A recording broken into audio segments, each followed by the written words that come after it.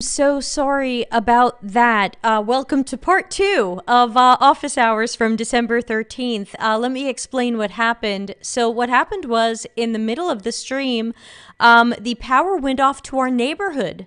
This was not just our house, but the wild thing was that not only did our power go off, but we assumed the power went off broadly enough. We literally had no mobile phone service. And we have 3 SIM cards between the two of us. Every single one of them showed no service. I couldn't text Dr. Nick to tell him, hey, the internet's out, but I'm texting you. And I couldn't send a message to the Slack group saying we have no power. I mean, we were cut off. We had nothing. We were just getting ready to walk up to the village to see if the village had power. But holy cats, I am so sorry. That's one of the downsides, to being out in the country and having winter storms is sometimes when we lose power, we lose everything. And there's no way for me to tell any of you I'm still alive. Well, we're very glad you. Oh no, we're back. Yeah, sorry, we're blipping a little bit. I hope my everything will fake. We get like the power back on, and then zoom. So if the stream dies, everybody, I'm okay. I'm probably just sitting in a dark house, and we'll just have to pick this up another time. And I hope to see everybody at our holiday party or non-holiday or winter or December, whatever you want to call it tomorrow. I'm not into holidays, so it's just the end of year party. I did save all of the questions, so I do have everybody's questions. Obviously, my computer shut down, the stream shut down, and I'm going to just do my best to pick up where we left off.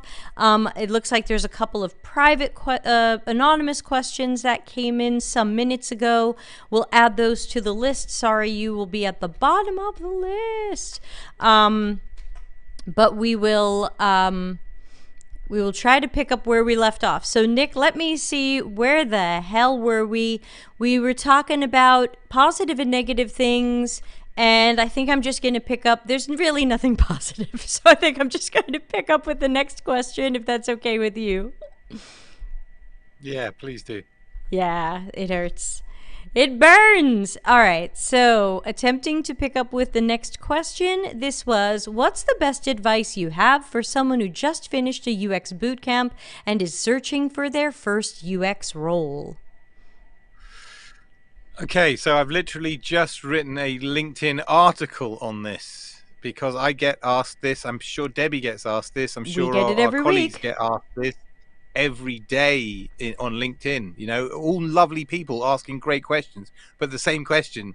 So I figured what I'd do is I'd write an article and then I can point to that article. Basically, I don't have the answers, okay? I can just tell you what I've done, and I'm not going to go into big detail now, but I think the bottom line is move. And that's what I had to do. I had to move. I had a 2-year-old child.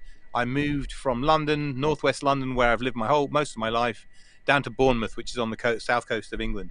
I took a massive pay cut from 125 grand a year as a chief technical officer to 34 grand a year as my first starting job. Again, massive adjustment. The bottom line is you have to do whatever and this is, by the way, this was back in 2009. So it was a different world. There were a lot less jobs, but maybe you could say that it's probably comparable in terms of competition for jobs. I don't know. The point being is you have to be flexible. You have to go to where the opportunities are. Even if it's a rubbish opportunity, it's a foot in the door. It's a start on the way up. That's the best advice I can give you because I haven't been in your shoes for a long time and the world has really changed. Yeah, and I think that's one that I can easily agree with because I had to do the same thing. I was living happily in Tucson, Arizona, which is my adopted hometown, and I realized certainly there's no UX in Tucson. So I ended up moving to the San Francisco area, and that's where my career really exploded. But that was late 2010. So Nick and I are really talking about the same time period. You're 2009, I'm 2010, and I had to kiss a couple of frogs, as we say, before I got some better jobs. I went into debt my first year or so, trying to live in a big city and being underpaid badly. So I think moving is important. But another piece of advice that I'm giving people, which I know is a difficult one, it's a little controversial, but my other piece of advice: kiss a couple of frogs, says Shrivas. Yes, it's kind of a phrase meaning, oh gosh, kiss frogs. You're kind of doing some things that aren't the best choices, and you're hoping that they work out okay. You know, maybe the frog could turn into a prince, like in a fantasy story, but chances are it's just a frog.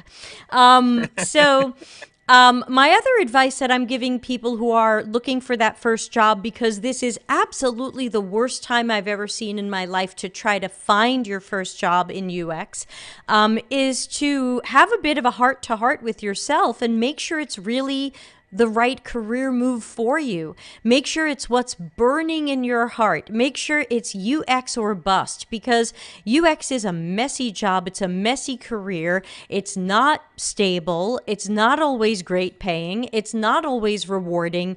You need to make sure this is what you really want to do. Use the difficulty of finding that first job to stop and take a look in the mirror and say, what do I want to be when I grow up? What's burning in my heart?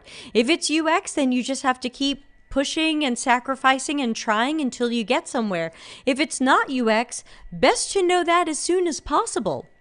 Best to know that as soon as possible so that you can start going in the direction of what is. You know, I often tell the story of how I went through university as a chemistry and pre-med major, thinking that I wanted to be a laboratory researcher and work on genetic diseases.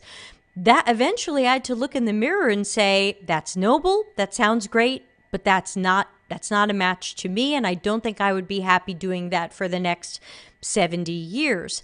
So I think now is also a really important time for some people to decide, yes, they're going to keep trying to get into UX, and for some people to say, this job search is too much, or I'm not sure I really want to do this, or whatever, and it's okay to change your mind.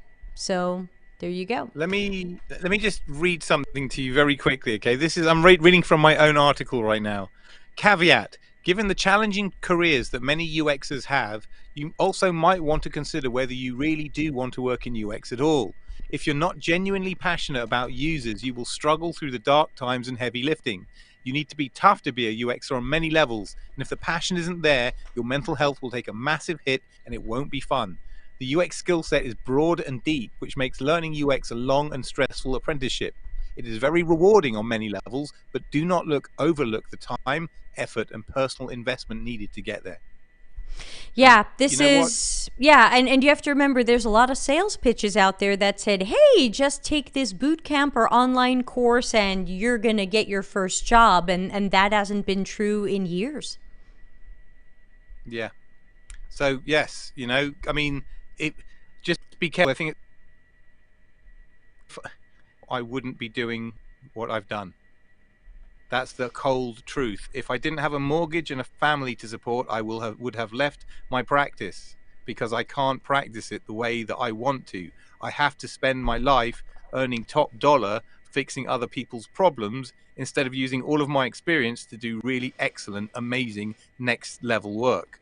And that's very, very depressing if you think about it for too long. Let's not. Okay. Amir had asked a question in chat before I imploded and all my power went off and all my cell phone service died. And in fact, is my cell phone service even back? Nope. So I'm very lucky that we have fiber here. That was cool. All right. Amir had asked, I need an advanced resource for information architecture. I don't know when to use Pages or Infinite Scroll, for example. Oh, wow. Okay. Yeah, I like it. An advanced resource for information architecture. I think there's an O'Reilly book. You know, the classic IT books with the animals on the front. Polar Bear. Information architecture is the Polar Bear book. That's the book. That's the book. That's the Bible of information architecture, only because there's not much else out there, and that's the one that has stood the test of time. There are some very big standard books in our world, and That's pretty much one of them. So that would be your go-to. However, that's more of an academic textbook on information architecture in its entirety kind of thing. It's also a really, I don't know what edition we're on. I don't know when it was last updated. It could be quite dated these days, especially seeing as nobody actually practices it anymore. And the design world has moved on ahead of information architecture, right? The two don't support each other. That's a massive problem. So in practical terms, get hold of a license, or is it free at all? The Chalkmark stuff, TreeJack. Optimal Workshop? Yeah, Optimal Workshop. I'm not sure if they have anything free anymore. And UX Tweak is a pretty close competitor to them now, but yeah, go ahead. Okay. Yeah, well, that's the only one that I have any experience with it, and I've used it really heavily on some really, really horrible, massive information architectures. I love the analysis that it has. I don't know if this one that you're talking about is comparable with the dendrite analysis and the agreement matrices.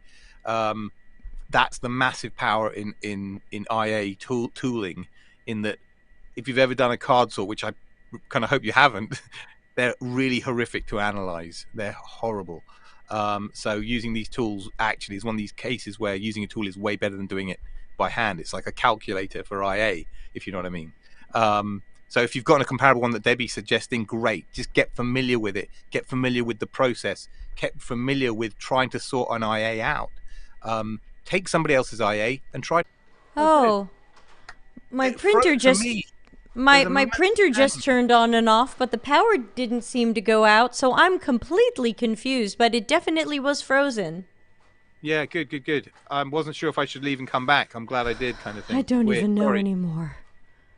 And really disappointingly, it chooses to freeze in a really unflattering pose for me. Oh, there's never a flattering pose. You should see all my YouTube thumbnails are like. Yeah, exactly. It's not good. Not a good It's like look. I have 72 teeth and all that. What I was trying to say when we froze, yeah, Manuel says what happened. My power and internet are going on and off, Manuel. It's not good weather up here. Hopefully you have better weather there.